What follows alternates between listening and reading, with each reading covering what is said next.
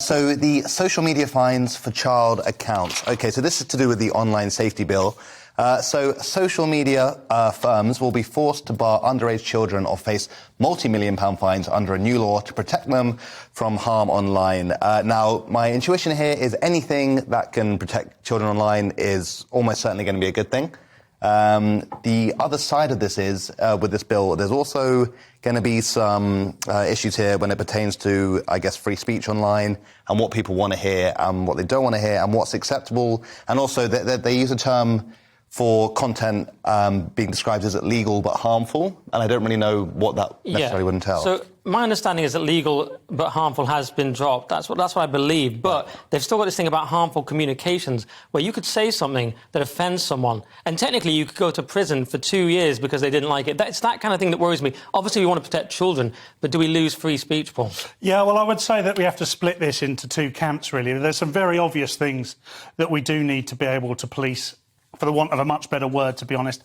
You know, anything around paedophilia, anything around encouraging children to commit suicide or think of themselves in a negative way. I think you can park that over there and go, yeah, enforce that. I'll come back to that in a sec.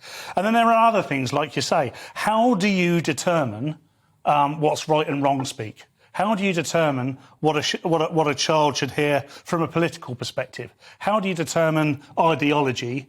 And this is where it creeps into an area which we all have, I think, a little bit of an issue with. I don't have any issue with safeguarding whatsoever. I would say, however, I've talked about splitting it into two camps. I'm not sure how you enforce it.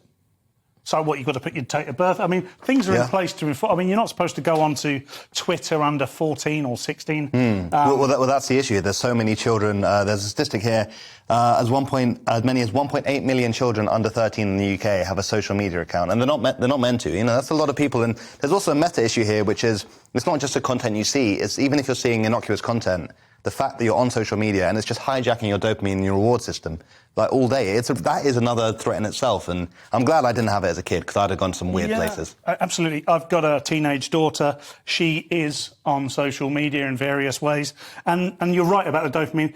We don't really know the fallout of what social media is for this generation because we're all living it together at the moment. I think in 20 years' time we'll all go back and say, maybe we could have policed it differently. I don't know. I hate to say the word policing it because it sounds like I'm trying to police it. But... Yeah, because the police are so bad. But the thing is, we don't want the government regulating speech. We want Elon Musk doing it. That's my view. So